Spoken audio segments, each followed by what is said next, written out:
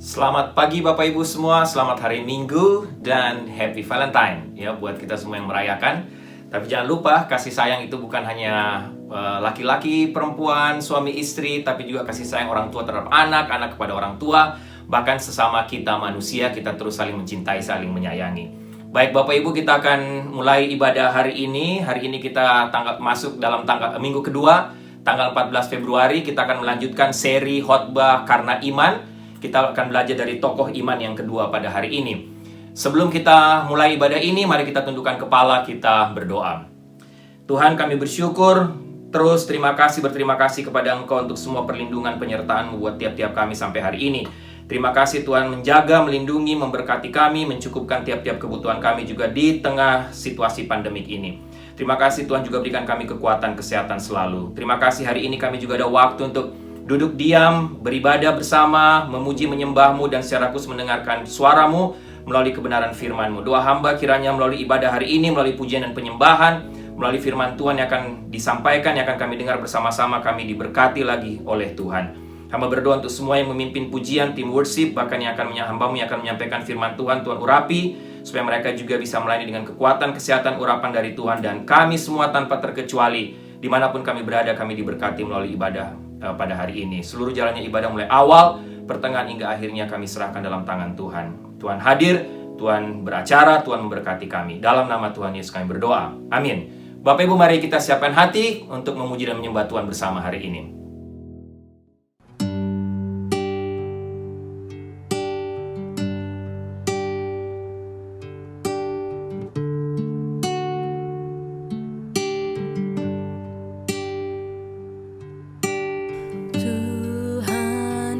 Gembala kami, tuntun kami domba-Mu.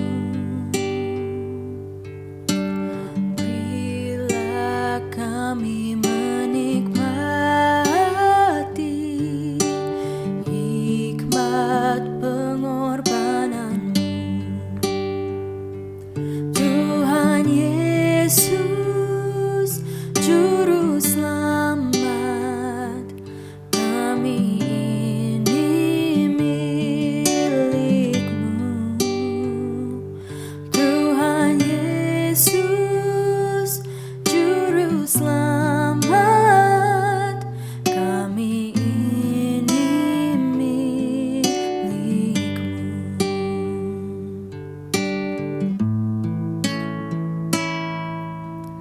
Tuhan, Kau gembala kami, tuntun kami domba-Mu. Berilah kami menikmati hikmat pengorbanan-Mu. Tuhan Yesus, Juru Selamat, kami ini milik-Mu. Tuhan Yesus, Juru Selamat, kami ini milik-Mu. Tuhan Yesus, Juru Selamat, kami ini milik-Mu. Tuhan Yesus, Juru Selamat, kami ini milik-Mu.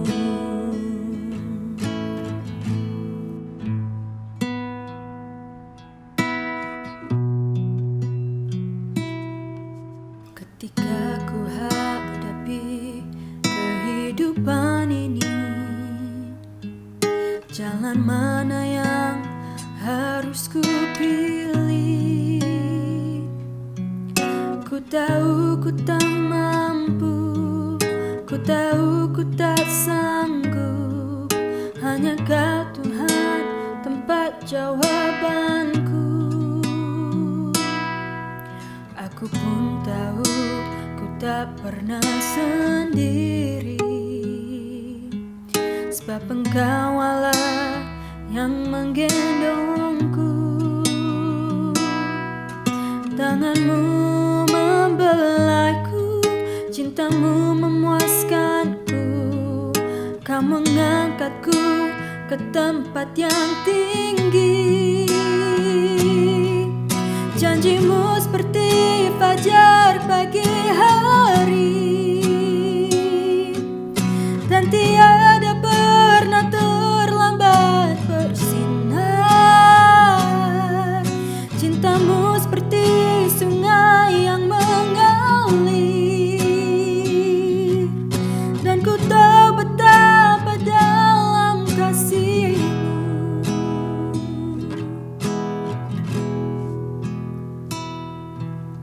Ketika ku hadapi kehidupan ini, jalan mana yang harus ku pilih? Ku tahu ku tak mampu, ku tahu ku tak sanggup. Hanya Kau Tuhan tempat jawabanku. Aku pun tahu ku tak pernah sendiri, sebab Engkau Allah yang menggendongku. Tanganmu membelaiku, cintamu memuaskanku.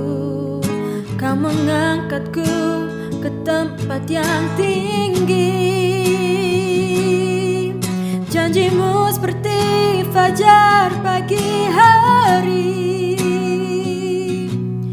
dan tiada pernah terlambat bersinar.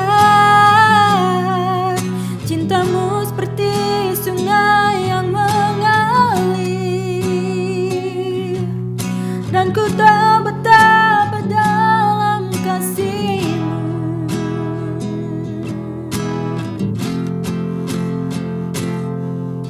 Janjimu seperti fajar pagi hari, dan tiada pernah terlambat bersinar. Cintamu seperti sungai yang mengalir, dan ku tahu betapa dalam kasih-Mu, dan ku tahu betapa dalam kasih-Mu, dan ku tahu betapa dalam kasih-Mu.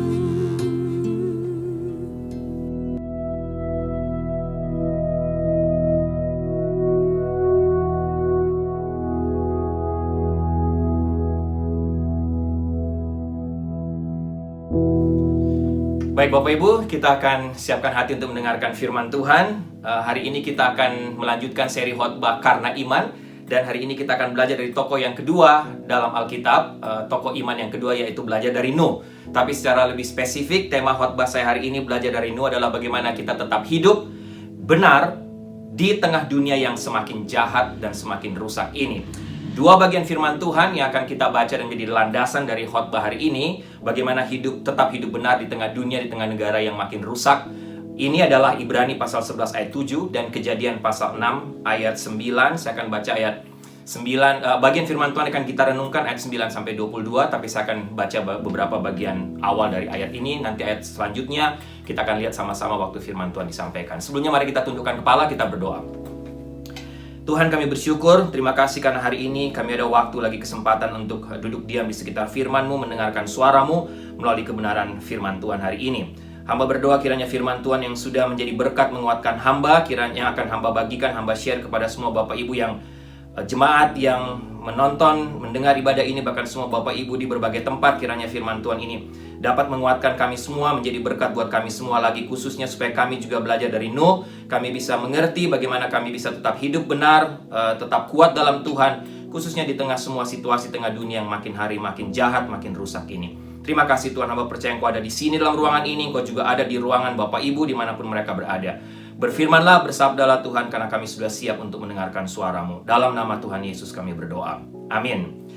Bapak Ibu, memulai khotbah ini saya ada memulai dengan satu cerita. Saya nggak tahu Bapak Ibu pernah dengar cerita ini atau kisah ini. Satu waktu ada seorang laki-laki setengah baya meninggal. Dalam cerita ini dikisahkan dia sampai di pintu surga, Bapak Ibu. Nah, rupanya Rasul Petrus lah yang ditugaskan untuk menyeleksi semua orang yang sudah berada di pintu surga. Jadi rupanya cerita ini, orang meninggal, dia harus antri lagi di pintu surga, dia diseleksi, Bapak Ibu. Kira-kira begitu. Nah, Petrus diberi tugas. Jadi waktu bertemu dengan laki-laki setengah baya ini, Petrus mengatakan seperti ini. Oke, saya akan double check, saya akan lihat, saya akan seleksi lagi kamu. Saya akan memberikan beberapa pertanyaan kepada kamu. Bukan pertanyaan. Petrus bilang, kamu membutuhkan 100 poin untuk kamu bisa masuk surga. Ya, jadi saya akan menilai kamu. Kalau kamu dapat 100 poin, kamu bisa masuk. Jadi coba cerita apa saja yang sudah kamu lakukan selama kamu hidup dalam dunia. Kemudian nanti saya akan melihat bagaimana kebenarannya, apakah itu benar, saya akan memberi poin kepada kamu. Oke, kata laki-laki itu. Yang pasti, Pak Petrus katanya, saya menikah dengan wanita yang sama selama 50 tahun. Saya tidak pernah bercerai, tidak pernah selingkuh. Hanya satu wanita di hati saya. Wow, kata Petrus, luar biasa. Kamu dapat 3 poin. Hah? Wah, hanya 3 poin? Jadi dia pikir, dari 100 hanya 3. Oke. Ya, kamu hanya 3, kata Petrus. Kemudian dia nyampaikan lagi. Satu lagi katanya, saya juga hadir di kebaktian gereja sepanjang hidup saya. Saya setia hadir di gereja, boleh dikatakan nggak pernah absen, mungkin 1-2 kali absen. Saya juga setia melayani di gereja itu, bahkan saya setia dalam memberikan persepuluhan. Kemudian Petrus bilang, oh wow, luar biasa, hebat. Untuk ini kamu dapat 1 poin. Dia bilang, wah, setia melayani, hadir ke gereja, setia berpersepuluhan, hanya 1 poin. Ya, kamu hanya 1 poin. Terus laki-laki lanjut gini, oke, bagaimana kalau yang ini? Saya ini bukan hanya sekedar main di gereja, Pak Petrus.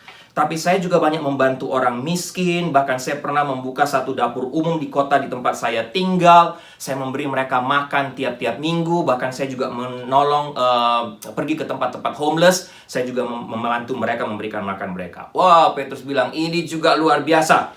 Kamu untuk yang ini, kamu dapat 2 poin. Bapak Ibu, tambah terkejut lagi. Bayangkan dari 100 poin untuk dia masuk surga, dari semua yang dia katakan, baru berapa? 3, 1, 2. Baru berapa itu, Bapak Ibu? Jadi laki-laki ini katakan kepada Petrus, wow, Rasul Petrus atau Pak Petrus, berarti ini kalau saya bisa masuk surga ini hanya karena anugerah. Kemudian Petrus bilang, oke, sekarang pintu surga terbuka, kamu bisa masuk. Bapak Ibu, apa yang kita belajar dari hal ini, Bapak Ibu? Nanti kita lihat sama-sama ya. Hari ini, saya sampaikan tadi, kita akan belajar dari seorang tokoh iman yang kedua dalam seri khotbah karena iman. Kita akan sama-sama belajar dari Nuh. Kita akan belajar dari iman Nuh yang menyebabkan Nuh itu dan keluarganya akhirnya terpilih. Kenapa Nuh dan keluarganya terpilih, Bapak Ibu? Tadi, laki-laki setengah baya katakan, aduh kalau begini caranya harus 100 poin, berarti karena anugerah. Mari sama-sama kita lihat Nuh, Bapak Ibu. Tapi yang pasti, Nuh dalam kisah ini, dalam Kejadian pasal 6, nanti saya akan bacakan buat Bapak Ibu. Dia dipilih oleh Tuhan. Bukan hanya dari sekian orang, tapi dari seluruh manusia yang ada di muka bumi pada waktu itu.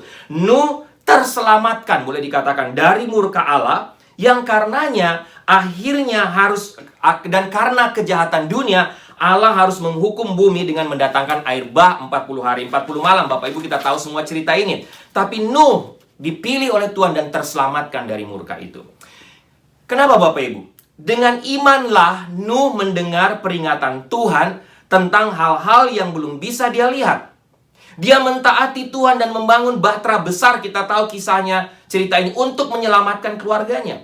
Dengan imannya, Nuh menunjukkan bahwa dunia ini sangat berdosa dan dia menjadi salah satu orang yang dibenarkan di hadapan Tuhan, di hadapan Allah karena imannya. Mari kita lihat bagian firman Tuhan yang pertama. Ibrani pasal 11 ayat 7, Bapak Ibu. Sama-sama kita lihat Alkitab kita. Ibrani pasal 11 ayat 7. Bapak Ibu bisa lihat Ibrani pasal 7, saya akan bacakan buat Bapak Ibu. Kitab Ibrani pasal 11 ayatnya yang ke-7.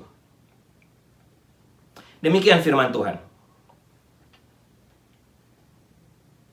Karena iman, maka Nuh dengan petunjuk Allah tentang sesuatu yang belum kelihatan dengan taat mempersiapkan bahtera untuk menyelamatkan keluarganya. Dan karena iman itu, ia menghukum dunia dan ia ditentukan untuk menerima kebenaran sesuai dengan imannya. Sekali lagi Bapak Ibu, Ibrani 11 ayat 7. Karena iman maka Nuh dengan petunjuk Allah tentang sesuatu yang belum kelihatan dengan taat mempersiapkan bahtera untuk menyelamatkan keluarganya. Dan karena iman itu ia menghukum dunia dan ia ditentukan untuk menerima kebenaran sesuai dengan imannya. Bapak Ibu, tidak diragukan lagi, ini adalah salah satu cerita yang paling menarik dalam Alkitab. Bahkan boleh dikatakan salah satu cerita yang paling disukai dalam Alkitab, khususnya anak-anak Sunday School. Semua anak begitu antusias ketika mereka mendengarkan cerita tentang Nuh, bagaimana Nuh membangun bahtera yang besar, bagaimana Nuh membawa keluarganya masuk dalam bahtera, bagaimana Nuh membawa binatang sepasang-sepasang masuk dalam bahtera. Tapi Bapak Ibu, kisah Nuh ini sebenarnya jauh dari hanya sekedar kisah Sunday School atau cerita Alkitab yang menarik. Kisah Nuh kalau Bapak Ibu baca, ini berisi tentang kemarahan dan murka Tuhan yang besar terhadap kejahatan manusia. Kisah Nuh menceritakan tentang rencana keselamatan dan kutukan. Dan yang lebih penting lagi di sini adalah kisah Nuh. Sekali lagi, berisi tentang kisah iman. Iman yang luar biasa dari seorang manusia biasa yang bernama Nuh kepada Allah. Alkitab mengatakan Bapak Ibu, mari kita lihat sama-sama lagi bagian firman Tuhan yang sampai naik. Kejadian pasal 6. Bapak Ibu buka Alkitab Bapak Ibu, kita lihat cerita ini, Kejadian pasal 6. Kisah tentang Nuh. Mulai ayat 9. Oh sorry Bapak Ibu, kita lihat ayat 5, mulai dari ayat 5, Kejadian pasal 6. Ketika dilihat Tuhan bahwa kejahatan manusia besar di bumi, dan bahwa segala kecenderungan hatinya selalu membuahkan kejahatan semata-mata, maka menyesallah Tuhan bahwa ia telah menjadikan manusia di bumi, dan hal itu memilukan hatinya. Berfirmanlah Tuhan, aku akan menghapuskan manusia yang telah kuciptakan itu dari muka bumi, baik manusia maupun hewan, dan binatang-binatang melata, dan burung-burung di udara. Sebab aku menyesal bahwa aku telah menjadikan mereka. Ayat 8 perhatikan. Tetapi Nuh mendapat kasih karunia di mata Tuhan. Ayat 9. Inilah riwayat Nuh. Nuh adalah seorang yang benar dan tidak bercela di antara orang-orang sesamanya. Dan Nuh itu hidup bergaul dengan Allah. Bapak Ibu, sekali lagi, kisah Nuh bukan hanya sekedar kisah Sunday School, tapi kisah yang berbicara tentang anugerah, tentang murka Tuhan, tapi juga berbicara tentang iman dari seorang anak manusia biasa, yaitu yang namanya Nuh. Bahkan Bapak Ibu, seperti tadi yang saya bacakan, Bapak Ibu lihat dalam pasal 5 sampai pasal 8, Alkitab mengatakan bahwa kejahatan manusia di bumi waktu itu sangat luar biasa. Sangat luar biasa Bapak Ibu. Itulah zaman di mana Nuh hidup. Dunia saat itu dalam keadaan hancur.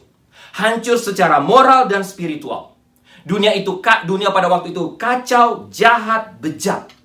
Tapi Bapak Ibu, apa yang membuat Nuh berbeda dari manusia lain yang hidup pada zamannya? Ini yang kita mau lihat, kita pelajari sama-sama. Mengapa Tuhan memilih Nuh? Mengapa Tuhan menyukai Nuh? Secara garis besar Bapak Ibu, jawabannya sebenarnya adalah iman Nuh. Iman Nuh lah yang menyebabkan dia terpilih, dia terselamatkan, bahkan dia juga bisa menyelamatkan keluarganya. Nah, apa yang dapat kita pelajari dari iman Nuh Bapak Ibu? Paling tidak ada 3 hal yang ingin saya share kepada Bapak Ibu pagi ini. Atau dengan kata lain, dalam hal apa sajakah kita dapat melihat iman Nuh? Yang pertama saya lihat Bapak Ibu, iman Nuh ini terlihat dari kepercayaannya kepada Allah. Alkitab mencatat, Nuh percaya kepada Allah. Kejadian pasal 6 ini dikatakan bahwa Nuh percaya kepada Tuhan, pada Allah. Imannya kepada Allah sangat luar biasa Bapak Ibu. Kenapa saya katakan sangat luar biasa? Karena Nuh bukan hanya sekedar percaya. Bukan hanya percaya diucapkan di depan orang, oh saya percaya kepada Allah. Tapi kalau Bapak Ibu baca kisah ini, yang luar biasa adalah iman Nuh ini melampaui akal manusia. Satu iman yang melampaui intelektual manusia. Nuh percaya dengan sungguh-sungguh terhadap semua hal yang Tuhan sampaikan kepadanya. Walaupun Nuh belum dapat melihat semuanya itu Bapak Ibu. Dia pun belum melihat apa yang Allah sampaikan kepadanya. Dia belum lihat, belum terjadi. Apakah Allah akan sanggup? Apakah Allah akan benar-benar menghancurkan seluruh dunia dengan cara mengirimkan banjir secara global seperti yang Allah sampaikan? Dia belum tahu. Tapi Alkitab katakan Nuh percaya. Walaupun nampaknya dalam pikiran normal dan secara intelektual manusia nampaknya mustahil. Nuh tidak terpengaruh dengan dunia sekelilingnya pada waktu itu. Bapak Ibu, coba kita taruh diri kita pada posisi Nuh. Nuh hidup di tengah zaman yang kata Tuhan, kalau Bapak Ibu baca Kejadian pasal 6 ayat 5-8 tadi. Dalam bahasa aslinya kira-kira kalau diterjemahkan, dunia di mana Nuh hidup pada waktu itu, kata Tuhan, secara konsisten jahat. Bukan sewaktu-waktu jahat. Bapak Ibu kalau sekarang, Bapak Ibu misalnya lihat, oh sewaktu-waktu ada muncul di news, TV, ada pembunuhan. Oh, besoknya lagi, 2 hari lagi ada pembunuhan di kota ini. 1 minggu atau 1 bulan lagi, oh ada pembunuhan di kota ini. Tapi waktu itu bukan sewaktu-waktu. Dunia jahat secara konsisten. Dan sangat-sangat jahat, sangat bejat, kata firman Tuhan. Sehingga Bapak Ibu, oke, sekarang kita lihat lagi ayat 11 ya. Mari kita lihat sejenak lagi ayat selanjutnya, ayat 11. Apa kata Tuhan tentang dunia? Adapun bumi itu, kata Tuhan, telah rusak di hadapan Allah. Dan penuh dengan kekerasan. Ayat 12. Allah menilik bumi itu, dan sungguhlah rusak benar. Sebab semua manusia menjalankan hidup yang rusak di bumi. Kalau Bapak Ibu baca ayat 11, ayat 12, ada beberapa kata rusak ini diulang beberapa kali. Ayat 11, bumi itu telah rusak di hadapan Allah. Ayat 12, Allah menilik bumi itu dan sungguhlah rusak benar. Kemudian terakhir, sebab semua manusia menjalankan hidup yang rusak di bumi. Bapak Ibu, ketika kata diulang berkali-kali dalam Alkitab, ini menunjukkan sesuatu yang sangat-sangat luar biasa. Berarti bejat, jahat luar biasa. Dan jahatnya ini konsisten. Bapak Ibu, oke, sekarang kita coba mungkin bisa bayangkan kondisi dunia, sedikit membayangkan bagaimana kondisi di mana Nuh hidup pada waktu itu. Kita coba bandingkan sedikit dengan dunia sekarang, atau mari coba kita bandingkan dengan negara di mana kita hidup sekarang, dengan Amerika. Bapak Ibu, saya membaca satu artikel yang judulnya 100 Fakta Bukti Kehancuran Moral Amerika. Jujur terus terang kalau Bapak Ibu baca artikel ini ditulis oleh orang yang sepertinya memang kurang suka dengan Amerika, yang anti Amerika, yang kurang senang Amerika disebut sebagai negara adidaya, yang kurang suka karena Amerika disebut sebagai negara yang the best, terbaik dalam dunia. Tapi dia memaparkan beberapa hal, Bapak Ibu. 100, tentunya saya nggak sebutkan 100-nya. Beberapa saya akan sampaikan pada Bapak Ibu. Tapi perlu menjadi perhatian tanggapan atau pengamatan dari orang ini, Bapak Ibu, atau dari tim ini tentang Amerika.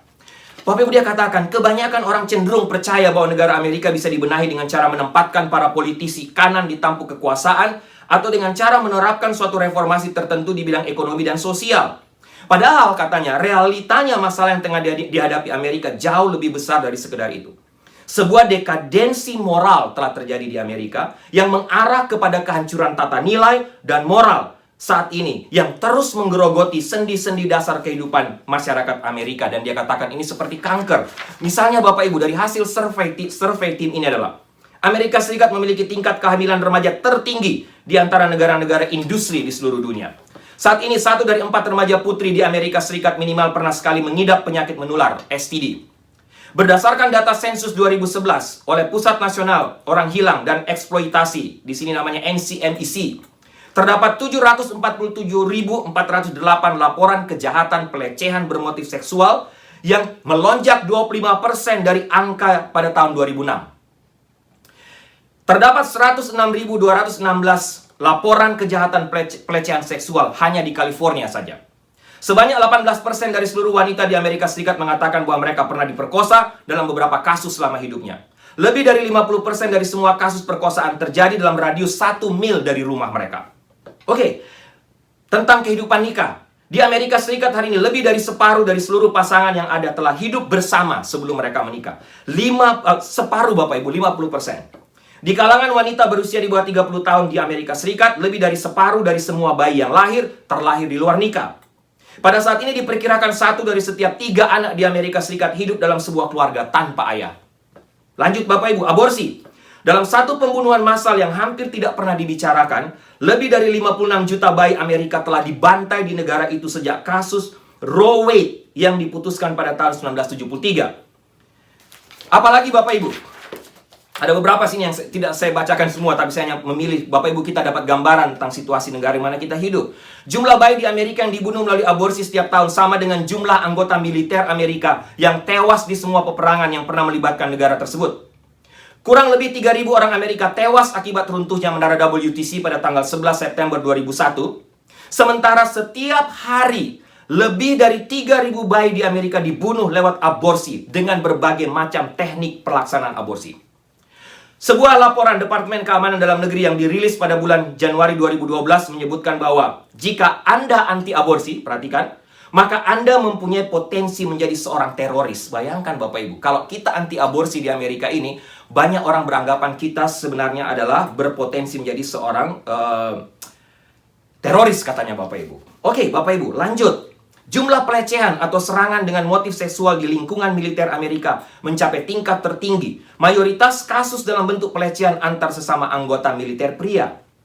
Berikut, menurut studi yang dilakukan oleh Mayo Clinic, hampir 70% dari seluruh orang Amerika setidaknya tergantung pada satu jenis obat narkoba.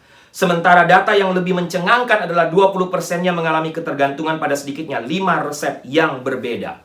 Menurut CDC, para dokter di Amerika Serikat memberikan lebih dari 250 juta resep antidepresi setiap tahunnya. Oke, Bapak Ibu. Ini yang saya mau Bapak Ibu lihat perhatikan yang lebih mengerikan. Korupsi merajalela di tengah masyarakat Amerika. Bahkan Amerika Serikat mencatat rekor tertinggi dalam hal penyaluran uang untuk lembaga amal yang abal-abal, yang sebenarnya tidak ada.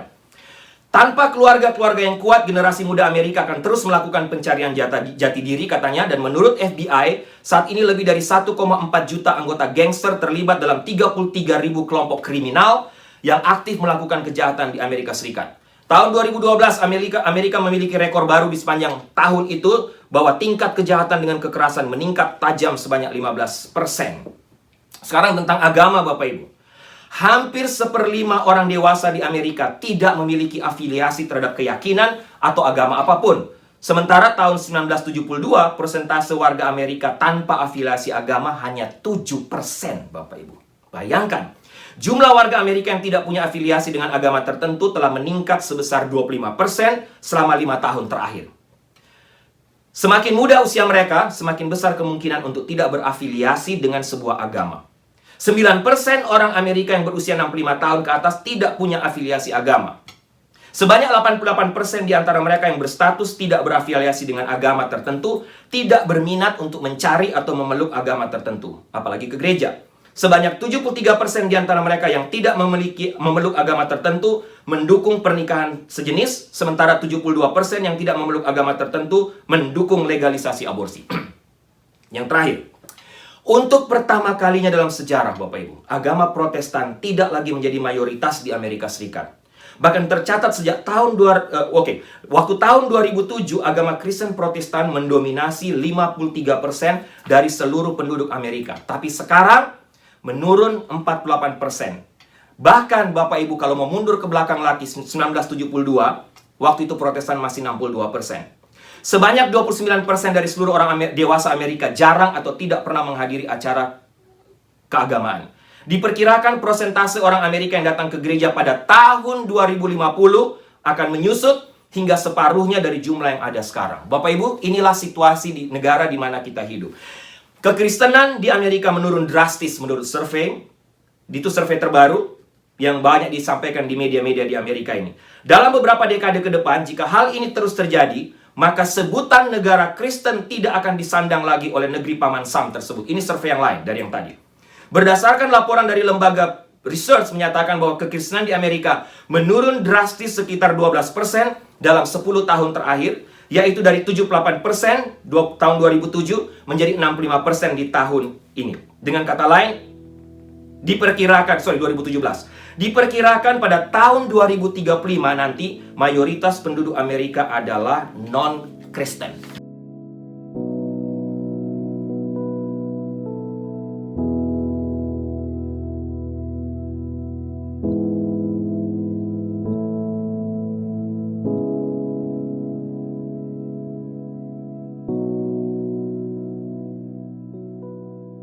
Bapak Ibu, sekarang pertanyaannya, itu negara di mana kita hidup. Tapi Bapak Ibu, saya percaya kondisi dunia pada masa Nuh hidup, kalau kita mau lihat pada Alkitab firman Tuhan, jauh-jauh lebih parah dari Amerika. Jauh lebih jahat. Oke, sekarang kita hidup di tengah dunia yang korup, politisinya hidup dalam kejahatan seksual, kejahatan moral, abuse terhadap kekuasaan, korupsi besar-besaran, kebohongan di depan mata melalui berbagai fake news. Berbagai usaha merusak generasi muda dengan obat seks dan berbagai bentuk addiction yang menghancurkan masa depan mereka. Belum lagi dengan pengaruh Hollywood yang amat sangat berpengaruh dan merusak generasi muda yang akan datang. Bapak Ibu, ini kondisi dunia sekarang. Tapi Bapak Ibu, paling tidak, sebenarnya kita masih bersyukur karena kita masih mendengar bahwa di negara ini kabar baik masih bisa disampaikan. Itu tanggung jawab kita semua. Kita masih bisa menyebarkan Injil meskipun kita dikelilingi oleh orang-orang yang rusak. Tapi dalam zaman Nuh, Bapak Ibu, Alkitab catat hanya Nuh sendiri. Hanya Nuh dan keluarganya sendiri yang memiliki hubungan dengan Tuhan. Bapak Ibu, bisa nggak kita coba tempatkan, bayangkan kondisi Nuh ini. Bayangkan kalau cuma kita, seorang diri di negara ini yang berdiri dalam kebenaran. Gak usah jauh-jauh kalau Bapak Ibu datang hari Minggu terus cuma Bapak Ibu sendiri yang datang di New Life, ke NLCC Indonesia, atau Bapak Ibu datang di NLCC, Bapak Ibu cuma sendiri di situ. Apa rasanya? Datang ke gereja cuma kita sendiri. Lebih jauh. Coba bayangkan hanya Bapak Ibu sendiri yang hidup di negara ini, yang hidup sesuai dengan firman Tuhan. Yang lain bejat, yang lain rusak. Tidak percaya kepada firman Tuhan. Melecehkan, mentertawakan firman Tuhan. Nuh seorang diri di seluruh dunia, Bapak Ibu. Bapak Ibu bisa bayangkan, Bapak Ibu berdiri sendiri, hanya Bapak Ibu satu-satunya orang percaya, orang Kristen di tengah seluruh dunia ini. Bapak Ibu, saya melihat ya, paling sedikit ada 3 menurut saya kegilaan Nuh pada waktu itu. Kenapa saya katakan gila? Bayangkan, Nuh diminta Tuhan untuk membangun bahtera besar. Karena dikatakan akan ada banjir besar. Bapak Ibu bangun bahtera besar pada waktu itu, jelas ditertawai orang. Hah? Ngapain bangun bahtera di tengah dunia yang kering ini? Kalau Bapak Ibu baca dalam Kejadian pasal 2 ayat 5, di situ ada disampaikan, Tuhan katakan begini, belum ada semak apapun di bumi, belum timbul tumbuh-tumbuhan apapun di padang, sebab Tuhan Allah belum menurunkan hujan ke bumi. Dan belum ada orang untuk mengusahakan tanah itu. Pasal 2 ayat 6. Tetapi ada kabut naik ke atas dari bumi dan membasahi seluruh permukaan bumi itu. Jadi kira-kira dari Kejadian pasal 2 ayat 5-6 ini sampai zaman Nuh diperkirakan memang tidak pernah ada hujan. Karena Allah belum menurunkan hujan sama sekali. Nah, Bapak bisa bayangkan tidak pernah hujan. Tiba-tiba Nuh bangun bahtera sendirian, Bapak Ibu. Bukankah ini kegilaan? Orang anggap kamu gila, Nuh. Berikutnya yang lebih gila lagi adalah Nuh katakan, saya ini bangun bahtera karena mempersiapkan banjir yang besar yang akan datang secara global. Yang orang tidak pernah lihat, Bapak Ibu. Dari Kejadian pasal 2, Tuhan bilang memang tidak pernah turunkan hujan. Dan kegilaan ketiga adalah para tetangga Nuh melihat Nuh itu tiap hari berbicara dengan Tuhan. 1, Nuh katakan, saya akan bangun bahtera. Kedua, bangun bahtera di tengah dunia yang kering, yang tidak pernah ada hujan sebelumnya. Tidak pernah tahu apa itu hujan, Bapak Ibu. Yang ketiga adalah mereka melihat Nuh tiap hari ngomong sama Tuhan tanpa pernah melihat Tuhan secara fisik. Bapak Ibu bisa bayangkan. Membangun bahtera dan memprediksi banjir besar membuat para tetangganya mentertawakan Nuh dan menganggap Nuh adalah seorang yang tidak waras, apalagi berbicara dengan orang atau dengan oknum yang tidak kelihatan. Tapi menarik, Alkitab mencatat Nuh mendapatkan kasih karunia dan seluruh keluarganya diselamatkan oleh Tuhan. Di tengah perubahan moral manusia pada zaman itu secara menyeluruh dalam pasal 6 ayat 9, terdapat satu generasi baru yang berpusat pada siapa? Nuh. Kenapa? Karena Nuh percaya kepada Tuhan. Karena Nuh punya iman yang melampaui segala akal. Karena Nuh menjadi orang yang tetap berdiri walaupun orang-orang di sekelilingnya, walaupun tidak ada seorang pun yang berpandangan, berpendapat sama dengan dia, yang tidak punya iman yang sama dengan dia, Bapak Ibu. Kehidupan Nuh berbeda dengan orang-orang sejamannya. Dunia makin rusak, makin bejat, tapi ada manusia yang bisa hidup berbeda. Alkitab katakan Nuh hidup benar, dia tetap hidup benar. Dia tetap hidup menurut standar Tuhan. Dia bukan manusia sempurna, tapi dia hidup sesuai dengan standar Tuhan. Alkitab katakan Nuh hidup tidak bercela. Kata yang digunakan kalau kata pertama tadi hidup benar, kata sadik, artinya hidup sesuai dengan standar. Tidak bercela dipakai kata tamim, yang artinya waktu Musa menggunakan kata tamim adalah untuk menggambarkan bagaimana Nuh yang hidup atau memiliki perilaku atau watak yang tidak menjijikkan Tuhan. yang menjauhi dosa tiap-tiap hari. Nuh berusaha hidup benar, hidup menurut standar Allah, tapi Nuh juga bersikap, berwatak, menjauhkan diri dari dosa. Dari dosa yang merupakan kejijikan bagi Tuhan. Dan kalau Bapak Ibu baca lihat, Nuh juga hidup bergaul dengan Allah, kata firman Tuhan. Dalam bahasa Ibrani dipakai kata halak, artinya berjalan bersama Tuhan, berjalan di hadapan Allah, berjalan dalam cara Tuhan. Itulah Nuh, Bapak Ibu. Bagaimana dengan kita hari ini? Dibutuhkan, yang pasti dibutuhkan keberanian untuk berjalan di jalan yang benar. Khususnya ketika semua orang berjalan dalam jalan yang salah. Dibutuhkan keyakinan untuk terus maju, Bapak Ibu. Meskipun ada tawa dan cemoohan dari semua orang banyak. Dan tidak mengikuti kita. Tetapi berjalan di jalan yang benar, yang pasti ingat jarang membuat kita menjadi terkenal. Bapak Ibu hidup benar di tengah dunia yang rusak. Bapak Ibu tetap percaya kepada Tuhan. Bapak Ibu tetap berkomunikasi dengan Tuhan. Bapak Ibu percaya firman Tuhan. Bapak Ibu tidak akan terkenal.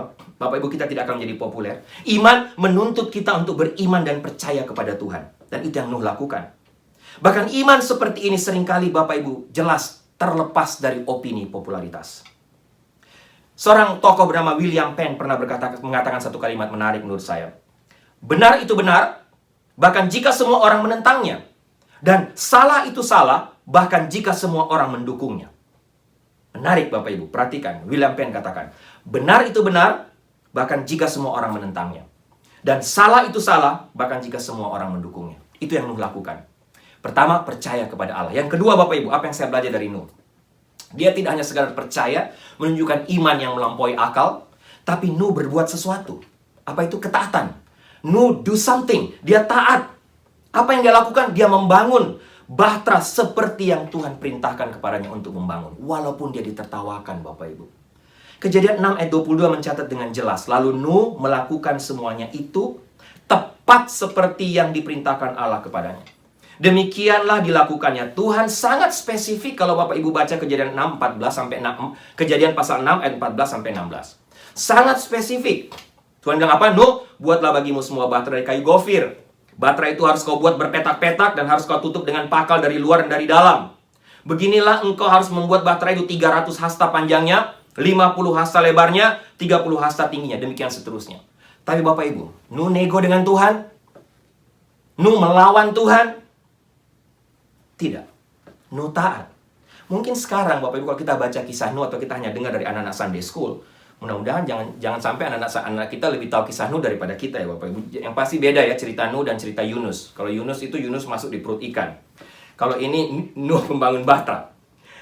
Mungkin kita sudah terbiasa, kita nggak pernah terpikir. Tapi sebenarnya proyek yang dikerjakan Nuh ini adalah, proyek ketaatan Nuh ini adalah membangun bahtera Bapak Ibu. Ini satu proyek raksasa. Satu proyek maha besar yang harus Nuh kerjakan. Bahtera itu boleh dikatakan sekarang berbentuk seperti kapal tongkang atau kapal kontainer Bapak Ibu. Kalau Bapak Ibu sering lihat kapal kontainer. Bahkan para ahli mengatakan dari hitungan yang Tuhan berikan kepada Nuh, bangunan atau bahtera ini 4 adalah seperti bangunan 4 lantai. Dengan ukuran panjang dan lebar sebesar kira-kira 1,5 kali besarnya lapangan sepak bola. Lapangan soccer. Kira-kira begitu panjangnya dan kira-kira 4 lantai Bapak Ibu. Luar biasa. Sampai tahun 1400-an, kira-kira Cina dan beberapa negara lain coba untuk membangun bahtera seperti ini, tapi mereka nggak sanggup. Nanti sekitar tahun 1800-an baru diperkirakan mereka mampu untuk membangun atau membangun bahtera seperti Nuh atau bahkan yang lebih besar, Bapak Ibu. Banyak ahli juga yang berusaha untuk mengabaikan kisah ini, bahkan mengatakan itu cerita mitos dan lain sebagainya. Tapi Bapak Ibu, saya percaya ketika Tuhan tempatkan cerita ini bukan mitos. Kalau Bapak Ibu baca sejarah-sejarah pun membuktikan bahwa kisah ini benar-benar terjadi. Sejarah tidak dapat menyangkal kisah adanya banjir besar dalam zaman Nuh karena lebih dari 270 catatan sejarah dan bukti-bukti arkeologi membuktikan kejadian itu benar-benar terjadi.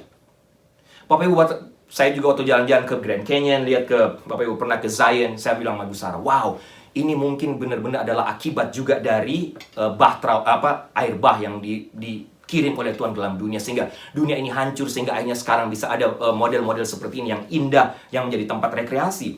Tapi memang Bapak Ibu, sejarah arkeolog membuktikan semua itu karena dampak dari air bah pada zaman Nuh. Mulai dari sejarah Tiongkok kuno, sejarah kalau Bapak Ibu baca sejarah di Hawaii, bangsa Indian Toltec di Meksiko, Babilonia kuno, Semua membuktikan. Jadi tidak ada keraguan bahwa ini benar-benar adalah satu banjir global, bukan hanya banjir di tempat itu saja. Tapi ini benar-benar banjir global di seluruh dunia, Bapak Ibu. Luar biasa. Tapi Nuh taat, ini poin yang saya ingin sampaikan. Apapun tanggapan para ahli tentang kisah Nuh, Bapak Ibu. Tapi waktu saya baca merenungkan firman Tuhan ini, poin utamanya adalah karena Nuh punya iman tadi, yang melampaui akal, dia percaya kepada Allah, akhirnya dia mentaati Tuhan dalam setiap detil yang Tuhan sampaikan. Apapun perintah Tuhan yang bersifat sangat spesifik, ditaati oleh Nuh. Itu kata firman Tuhan. Mungkin Nuh juga, Bapak Ibu, seringkali tergoda untuk membuat jalan sendiri. Membuat aturannya sendiri. Apalagi ketika dia mencoba memakai akalnya, Tuhan, apa-apaan ini Tuhan? Yang benar aja. Tapi Alkitab catat, Nuh terus berjuang untuk taat pada semua perintah Tuhan secara detail. Imannya yang sejati membuat dia masuk kepada ketaatan secara total kepada Tuhan dengan semua cara yang diminta oleh Tuhan. Bapak Ibu, sekarang untuk bagian yang kedua bicara soal ketaatan. Kira-kira apa perintah Tuhan buat kita yang harus kita taati hari ini? Demi keselamatan kita, demi keselamatan keluarga kita. Ini pertanyaan aplikasi yang penting untuk kita, Bapak Ibu. Ketika saya hidup di tengah dunia yang makin rusak, makin bejat. Ketika saya hidup di negara yang mengalami dekadensi moral, yang mungkin makin lama orang Kristen makin sedikit. Makin lama kita menjadi minoritas. Masa depan dari negara ini nanti, orang-orang mungkin di sekeliling kita akan mentertawakan kita. Apa yang harus kita buat? Bapak Ibu, ketika saya baca firman Tuhan, banyak perintah Tuhan untuk kita. Tapi paling tidak, Bapak Ibu, ada beberapa perintah utama yang Tuhan minta dari kita, supaya kita bisa masuk menjadi bagian dalam bahtera keselamatan, untuk demi keselamatan kita. Yang pertama, firman Tuhan katakan apa? Ajarlah berulang-ulang kepada anak kita. Perintah hukum Taurat, semua hukum dalam firman Tuhan dalam Alkitab. Ajarkan itu berulang-ulang kepada anak-anak kita. Bapak Ibu, ini tanggung jawab kita juga sebagai orang tua untuk menyelamatkan generasi berikut. Karena di mana mereka hidup nanti ketika mereka dewasa nanti, hasil survei katakan dunia atau negara ini tidak makin baik. Pertanyaan buat kita, sanggupkah anak-anak kita nanti tetap bertahan di tengah dunia yang rusak ini? Tetap bisa hidup dalam ketaatan? Walaupun mereka ditertawai. Bapak Ibu, firman Tuhan katakan tidak ada jalanan. Ajarkan berulang-ulang firman Tuhan, hukum Taurat kepada mereka. Paling tidak ajarkan 10 hukum Taurat kepada mereka tiap hari. Yang kedua, firman Tuhan katakan dalam perjanjian baru, jangan menjadi serupa dengan dunia ini. Bapak Ibu, ini penting. Mari kita terus pegang kebenaran ini. Jangan serupa dengan dunia ini. Kenapa Nuh selamat? Kenapa Nuh bisa menyelamatkan keluarganya? Karena Nuh berbeda, Bapak Ibu. Nuh tidak menjadi serupa dengan mereka. Dia tetap berdiri sebagai anak Tuhan. Saya tahu ini bukan hal yang mudah bagi kita, Bapak Ibu, yang hidup pada masa sekarang. Tapi kalau kita mau selamat, tidak ada jalan lain. Masihkah penting bagi kita mengajar anak-anak kita kebenaran Alkitab secara berulang-ulang? Ini pertanyaan buat kita. Masih beranikah kita, Bapak Ibu, yang hidup di tengah zaman sekarang untuk berjalan maju dalam ketaatan tanpa menjadi serupa dengan dunia ini? Dan Bapak Ibu, ada banyak ketaatan yang mungkin Tuhan juga inginkan dari kita saat ini. Secara praktis, mari Bapak Ibu tanyakan kepada diri Bapak Ibu sendiri, ketaatan apa yang harus kita kerjakan dalam kita menanti kedatangan Tuhan kembali. Percaya kepada apa yang Tuhan firmankan, Bapak Ibu, itu penting. Tapi yang lebih penting adalah melakukan firman-Nya. Percaya penting, tapi melakukan firman-Nya penting. Nuh mentaati Tuhan dalam membangun bahtera supaya ia dan keluarganya selamat. Ketaatan apa yang Tuhan inginkan dari kita hari ini? Saya mau Bapak Ibu renungkan pertanyaan ini. Yang ketiga, yang terakhir, Bapak Ibu. Pertama, Nuh percaya kepada Tuhan. Dia memiliki iman melampaui batas. Dia bisa tetap berdiri teguh. Yang kedua, Nuh taat. Nuh lakukan apa yang Tuhan perintahkan. Apa yang Tuhan perintahkan? Ketaatan apa yang Tuhan inginkan dari Bapak Ibu, dari kita sekarang? Untuk menyelamatkan generasi ini. Kerjakan. Yang ketiga, akibat iman dan atau percaya dan iman dan ketaatan, Alkitab catat Nuh diberkati Tuhan, Bapak Ibu. Pasal 9 ayat 1 katakan, lalu Allah memberkati Nuh dan anak-anaknya serta berfirman kepada mereka, beranak cuculah dan bertambah banyaklah serta penuhilah bumi, dan seterusnya. Meskipun banyak orang tua muda saat ini melihat anak-anak mereka sebagai kutukan atau sebagai beban, Bapak Ibu, tapi sebenarnya Alkitab selalu menggambarkan anak-anak itu sebagai berkat. Nuh diberkati Tuhan ketika ditunjukkan dengan apa? Mereka beranak cucu. Saya secara pribadi, Bapak Ibu, kan hancur hati ketika memikirkan, ya. Kita bicara soal aborsi tadi yang terjadi di negara ini. Ketika bayi laki-laki atau perempuan di seluruh dunia yang telah dibuat Tapi mereka merasakan kematian dengan cara aborsi yang sangat kejam sebelum mereka diberikan kesempatan diizinkan untuk menarik napas. Hancur hati. Bahkan sekarang sudah menarik napas pun, sudah keluar pun, masih bisa dianggap sah untuk dibunuh atau diaborsi. Bapak Ibu. Tapi kita perlu belajar dari Alkitab. Kita juga perlu belajar dari, boleh katakan kalau Bapak Ibu belajar pasangan-pasangan muda orang Yahudi atau orang Ibrani yang mengenal Tuhan, mereka tidak akan pernah mempertimbangkan untuk menggugurkan bayi, Bapak Ibu. Kalau Bapak Ibu ketemu orang Ibrani, orang Yahudi yang takut Tuhan, mereka tidak pernah. Kenapa? Bagi mereka anak adalah tanda kasih dan berkat dari Tuhan dalam hidup mereka. Dan saya harap itu pun merupakan konsep kita tentang anak-anak dan juga tentang aborsi. Anak-anak bukan beban, anak-anak bukan kutukan, tapi anak-anak itu adalah berkat dari Tuhan. Bapak Ibu, bagaimanapun pengalaman Nuh setelah air bah memunculkan prinsip Alkitab. Apa itu? Yaitu iman yang digabungkan dengan ketaatan menuntut kita kepada berkat atau membawa kita kepada berkat. Jangan lupa Bapak Ibu, ketika tiap kali saya berkhotbah atau menyampaikan firman Tuhan bicara soal berkat, saya tidak sedang berbicara tentang berkat secara materi tentunya Bapak Ibu. Di sini tidak sedang berbicara tentang teologi kemakmuran. Tapi yang pasti ketika Tuhan berbicara berkat, itu sedang berbicara tentang anugerah, tentang kasih Tuhan, tentang keselamatan dari Tuhan. Ketika saya bicara soal iman, soal berkat, ini bukan bicara soal materi. Tidak. Ingat khotbah Ibu Sarah juga minggu lalu, ketika kita bicara soal iman, bukan berarti kita beriman dan kita diberkati Tuhan secara materi. Bahkan khotbah Ibu Sarah minggu lalu, kalau Bapak Ibu ingat, iman malah dihubungkan dengan apa? Penganiayaan. Malah bicara iman, berbicara soal penganiayaan. Karena iman kita mengalami penganiayaan. Iman kita tidak menjamin kita aman, Bapak Ibu. Tapi mungkin akan membawa kita kepada penganiayaan. Karena itu kita harus melihat iman secara seimbang.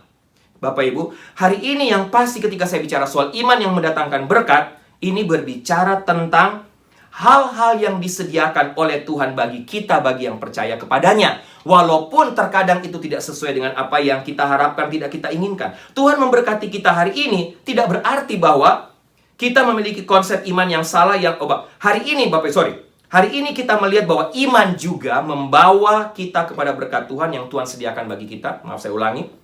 Yang percaya dan taat kepadanya. Tuhan memberkati kita, tapi ini tidak berarti kita memiliki konsep iman yang salah yang mengklaim bahwa semua berkat bagi kita. Mengklaimnya secara salah maksud saya tadi Bapak Ibu. Iman yang tulus mengakui bahwa hanya Tuhan yang berdaulat. Meskipun dia pasti dapat memberkati kita dengan cara yang kita inginkan. Tapi itu tidak berarti dia akan melakukannya. Dengan kata lain, iman yang sejati adalah iman kepada Tuhan. Bukan iman kepada iman saya. Bapak Ibu, ini kalimat penting. Dengarkan sekali lagi. Iman yang sejati adalah iman kepada Tuhan saja. Bukan iman kepada iman saya. Sehingga akhirnya yang kita idolahkan adalah iman saya. Karena iman saya ini terjadi. Bapak Ibu perhatikan ya, dalam Ibrani pasal 11 ketika Alkitab berbicara soal tokoh-tokoh iman. Nanti Bapak Ibu akan lihat. Kebanyakan, hampir semua tokoh-tokoh iman dalam Ibrani pasal 11, mereka adalah orang yang tidak kaya, tidak punya uang. Mereka adalah orang-orang yang dianiaya. Mereka adalah seorang yang masuk dalam masa-masa tahanan yang mengalami kematian secara menyakitkan. Kehidupan mereka tidak sama sekali tidak dicirikan atau dicerminkan oleh kemakmuran. Tapi mereka adalah teladan iman yang luar biasa. Boleh dikatakan teladan iman yang cemerlang. Dan itulah konsep iman yang sejati. Jadi Bapak Ibu, apa artinya bahwa iman dan ketaatan menuntun kita pada berkat Tuhan? Ini berarti bahwa ketika kita menaruh iman kita kepadanya, Tuhan akan selalu menyelesaikan semua pada akhirnya. Roma 8 ayat 28, kita tahu sekarang bahwa Allah turut bekerja dalam segala sesuatu untuk mendatangkan kebaikan bagi kita, bagi Bapak Ibu, bagi mereka yang mengasihi Dia. Yaitu bagi mereka yang terpanggil sesuai dengan rencananya. Tuhan mungkin tidak selalu memberkati dengan cara yang kita inginkan, tetapi Dia berjanji untuk mengerjakan semuanya demi kebaikan kita, Bapak Ibu. Jadi Bapak Ibu, ini pelajaran yang saya ingin bagikan pada Bapak Ibu. Saya diberkati oleh kisah Nuh lagi. Kenapa Nuh bisa dipilih? Kenapa Nuh bisa tetap hidup benar? Kenapa Nuh bisa menyelamatkan seluruh keluarganya? Karena Nuh punya iman yang luar biasa. Tapi Nuh tidak hanya punya iman luar biasa. Dia taat, dia melakukan semua kebenaran firman Tuhan dengan detail. Dan yang ketiga, akhirnya Nuh mendapatkan berkat Tuhan. Bapak Ibu, saya mau tutup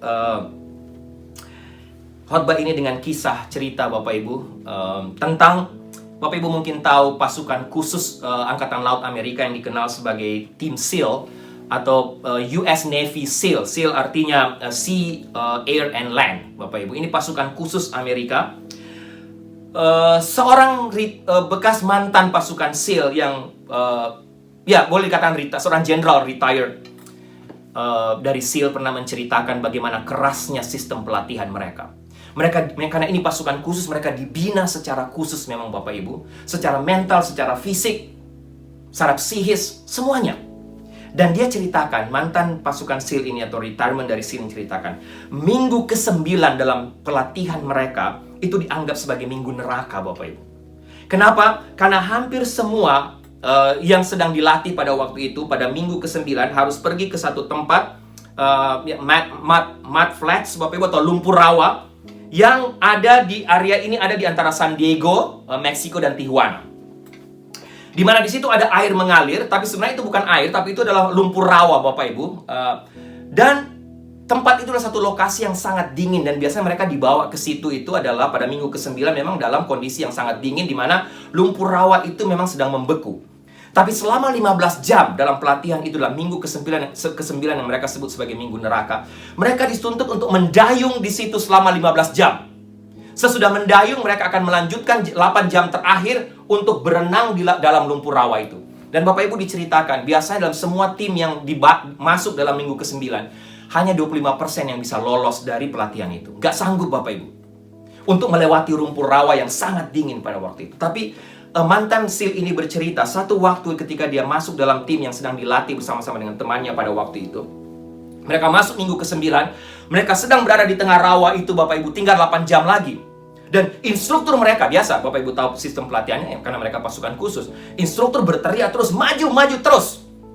Dan instruktur katakan, oke, kalau ada 5 orang yang mengatakan saya tidak sanggup, baru kalian semua berhenti. Nah Bapak Ibu, siapa yang mau berhenti? Mereka sudah bersusah payah untuk masuk dalam tim itu, tidak ada Bapak Ibu. Tapi diceritakan Bapak Ibu, satu waktu dalam waktu kejadian ini, tiba-tiba ada satu suara menyanyi sebuah lagu.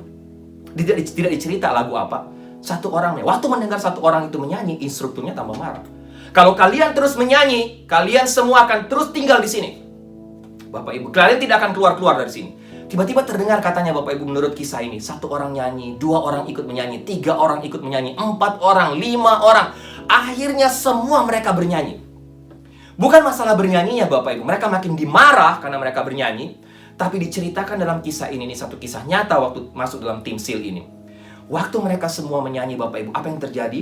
Lumpur rawa yang dingin, yang membeku itu, yang mereka ada di dalamnya sudah sampai di leher ini, tiba-tiba jadi hangat, tiba-tiba mencair. Dan akhirnya mereka dengan mudah bisa melewatinya. Nah Bapak Ibu, retirement dari mantan SEAL ini yang bersaksi tentang kisah ini yang saya baca ceritanya, dia katakan apa? Jika kita ingin mengubah dunia, pelajaran yang dia dapat dari pelatihan itu, dia katakan, jika kita ingin mengubah dunia, katanya, mulailah bernyanyi saat Anda berada di dalam lumpur. Jika Anda ingin mengubah dunia, tetaplah bernyanyi walaupun lumpur telah berada sampai di leher Anda. Bapak Ibu, ini satu cerita nyata, cerita yang menarik yang bisa kita pakai sebagai konklusi hari ini. Kalau kita mau tetap bertahan, tetap hidup benar di tengah dunia ini, kisah ini tetaplah bernyanyi. Tapi kita pakai dengan kata lain, tetaplah percaya kepada Tuhan. Tetaplah taat, lakukan semua yang Tuhan perintahkan. Dan Tuhan akan menyelamatkan kita. Tuhan akan memberkati kita. Ini janji firman Tuhan. Bapak Ibu, doa saya, kiranya firman Tuhan atau kisah Nuh ini kembali menjadi berkat buat kita semua.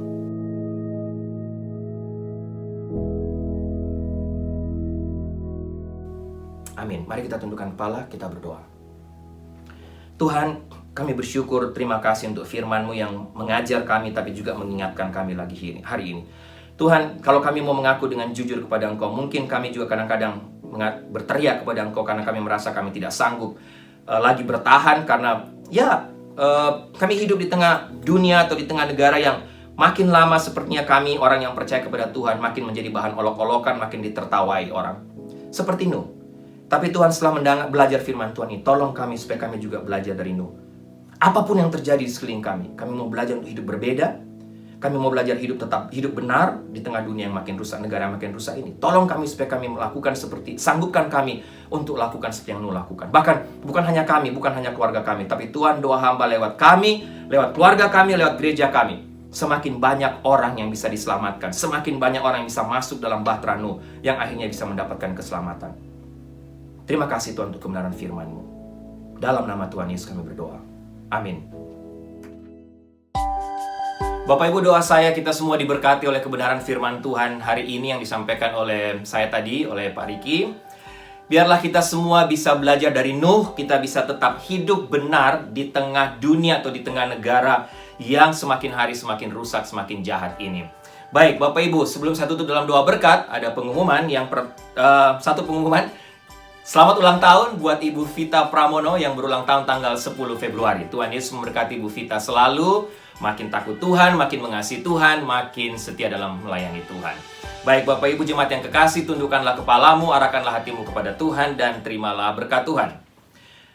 Anugerah keselamatan dari Tuhan Yesus Kristus, kasih sayang yang tidak berkesudahan dari Allah Bapa, serta penyertaan dari Roh-Nya yang kudus, kiranya menyertai engkau sekalian, mulai hari ini sampai Maranatha Tuhan Yesus datang kembali. Haleluya, amin.